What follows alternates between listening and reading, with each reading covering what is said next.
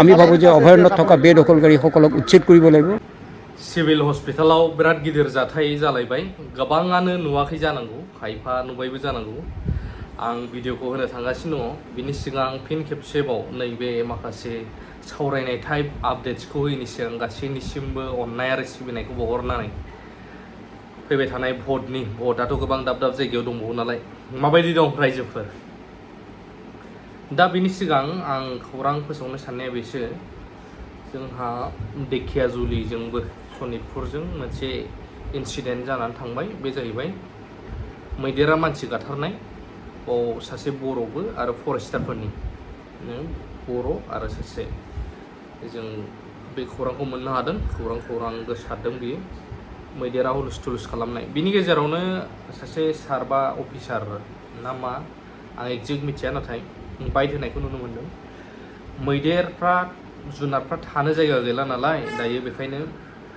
गोबां ओरैबा ओरै जालाबायसै जेराव मोनो मानसिफोरखौ बुथारसै दा जायनि थाखाय बिथाङा बुंनाय बायदिब्ला नोंथांमोना बिनि खुगानिफ्रायनो खोनासंनानै लादो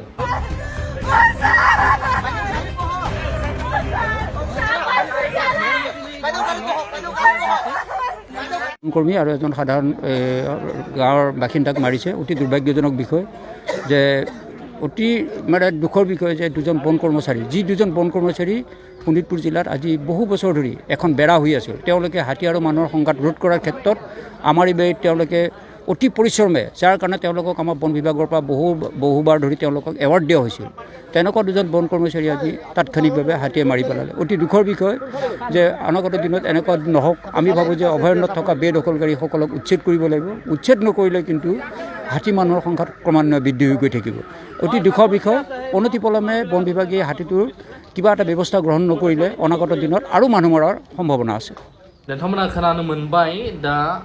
मेन उद्देश्यआ थांबाय जुदि जायगा जुनारफोरनो थानो गैयाब्ला जायफ्रा गभर्नमेन्टनि हाखौहाय बुथुमनानै आवग्रिनानै लानानै दं बैसोरखौ इभिक्सन खालामनायनि खोथाबो ओंखारनाय जों नुनो मोन्दों थ' जिखुनुआनो जाया दानिया फैदो गुबुन मोनसे खौराङाव बे जाहैबाय क'क्राझार देहा फाहामसालियावहाय नैबे इन्सिडेन्टआ जादों आं फुल भिडिअखौ होगोन दा मा एडमिट जाहैखांनायनि उनावहाय एडमिट जानायनि उनाव दा मा खालामखो रेफार खालामदों गुवाहाटीसिम रेफार खालामहरबाय सासे आइजो रेफार खालामखानानै लांबाय थानायावनो एम्बुलेन्सआनो थावानो गैला थ' मा खालामखो उफाय गैया लाबोफिनबाय हस्पिटालावनो दोनफैनाय बायदि थ' नोंथांमोना मिथिगौना जोंहा क'क्राझार बायदियाव दायो मेडिकेल कलेज दंसै फिसा नङा जोबोद गिदिर नायनो गोबां स्टेन्डार्ड दा मेन खोथाया बाव मा हाबनानै दङ जुदि बे मेडिकेल कलेजाव जों बुंनाया जेबो जानाय नङा नाथाय इफेक्टिभबो जायो जुदि नोंथांमोननि रायजो राजाफोरनिसिम सानैसोनिसिमब्लाबो मेलेमाव गोसोआव हाबहैदोंब्ला बेनो बिराद गिदिर जायो जों सोरबा प्रफेसनेल निउज रिपर्टार कालेक्टारबो नङा नाथाय जों जाब्बा जुब्बाब्लाबो जे मेसेज मोनो बेखौ रायजोनिसिम दैथायनो नाजायो एसे ससियेल मिडिया इनफ्लुएन्सार दा खोथाया जाहैबाय क'क्राझार बायदियाव जोंहा हाग्रामाखौथ' हाग्रामा सारखौ गाज्रि बुंबासो बयबो गोजोन नालाय दे हाग्रामा सारखौ आं हमनानै लाबोबाय गाज्रि मानसि बियो जेबो मावबोआखै फर एग्जाम्पल हाग्रामा सारनि दिनाव फैदों बे हस्पिटाला बानायजाबाय फैयै कमप्लिट जाफैबाय मानगोनां प्रमद बर' सारनि दिनाव फिथाखौबो हास'नो मोनबाय बिथाङानो बानायनाय हमनानै लाबावबाय थ' हाग्रामायाथ' गाज्रि जेबो मावाखै होनबाय थायो दे मावाखै अब्ला दा मानगोनां सारनि मावनायाव बावथ' मोजां प्रफेसनेल डक्टरफोर थानांसिगौ इसिबां गिदिराव स्पेसियेलिस्टफोर थानांसिगौ जुदि बैफोर थायोब्ला पाब्लिकआ मानो रोनावलांनो दरखार काहा क'क्राझारनिफ्राय अबेबा गुवाहाटीनो अबेबा कचबिहारनो सिलिगुरिनो मा दरखार गोलैदों खोथाखौ हमनो हादोंना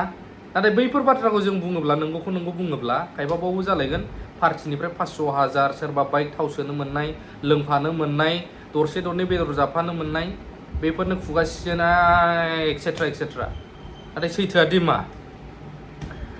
दा मोनसे खोथाया बेबोबाव नों सोरबा आं नैबे गभर्नमेन्टआवसो मोनदों उमुगनियाव मोनाखै न' मोनदों आरो नों हारसिंल' न' मोननाया बे डेभेलपमेन्ट नङा नों सोरबा 10 घर 20 घरल' न' मोनदों थानो बे जोंनि थाखाय एनाफ डेभेलपमेन्ट नङा न'खौथ' बयबो टेम्परारिबाबो बानायनानै थानो हायो आजिखालि आरो बानायबोदों गोदोनिफ्रायनो बर'फ्रा बा गुबुन हारिबाबो संसार जाबोदों नाथाय मेन पइन्टआ हाबनानै थानाया बेसो मेन डेभेलपमेन्ट रियेल डेभेलपमेन्टआ जोंनि थाखाय गोनांथार प्रायरिटि गोनाङा मा बेफोर जाहैबाय जोंहा फार्स्टआवनो देहा फाहामसालि मेडिकेल एन्ड हेल्थ जाय बुस्थुआ गैयाब्ला जों मालाबा ओरैबायदि हालाय हाफाय जानाङो जोंनि एरियाफ्राव खायफा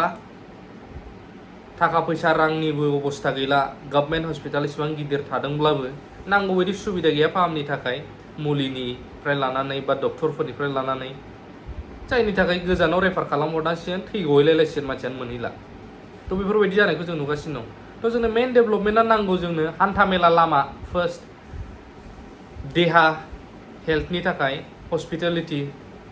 आरो गुबुन मोनसेया जाहैबाय सोलोंथाइ एजुकेसन सेक्टराव थ' मेन डेभेलपमेन्टआ बैफोरसो जोंनि थाखाय दा मानसिफोरा जों मा साननानै लायो सोरबा आइवाइ न' मोनसे मोनबानो हा आबाद मावनो माबा खदाल गंसे माबा फिसा सोरबा सानै साथाम 10 जना हालौग्रा मोनबानो बेनो एनाफ डेभेलपमेन्ट नाथाय मेन डेभेलपमेन्टआ बेफोर नङा जोंनि लाइभलिहुड थांनानै थानायाव थ' नैबेफोर गोनां आरोना आं सानो नोंथांमोना बुजिदों जायनि थाखाय दिनै मानो थाखाय बै आइजोआ खारलांनां रेफार खालामहरजागोन गुवाहाटिसिम आरो मानो थाखाय गभर्नमेन्टनि बे एम्बुलेन्सआनो दोनफैफिननाय जागोन थावानो गैयानो अब्ला मा होनगोन जों बिदिखौहाय बे मोनसे साननो गोनां आरो दुखु गोनां इन्सिडेन्ट भिडिअखौ फुल होगोन कमेन्ट होनो हागोन बर्डआ फैगासिनो दङ जायजों बेरायो बे गावबागाव गोसो जायनाव थुयै थुवा रावाबो अधिकार गैया बाव उमुगनावनो हो होननायखौ जों लिडारफोरखौ नुलाबाय थायो आरो पार्टि हिसाबै खायफायाथ' बुंगोन सोलिबाय थागोन बे नाथाय नोंनि मोन्थाय नोंनि राइट दा बै राइटखौहाय नों खोमानानै लानाङा जायजों थाङो थां सोरबा दखान होदोंबाथ' बायनानै जाखागोन अबियासलि दखान होसेयावनो बायनानै जायोबा जानांगौ जायोब्ला आरो सोरबा फ्रियाव होदोंबाथ' बावबो थांखागोन मानसिफ्रा मोनदों नालाय लादों न'खर सलायनो नांगौ ला सोर होयो नाथाय बेसेन गोसा भटआ हारिखौबो सानदो आरो गुबुन फारसे गावबागाव बुजिलायनांसिगोन नङाबा बर'फोरखौ ना मावा रोनाव होनाय बायदि रोनाव होगासिनो दं बर'फोरजों गुबुनफ्रा लोगो जायो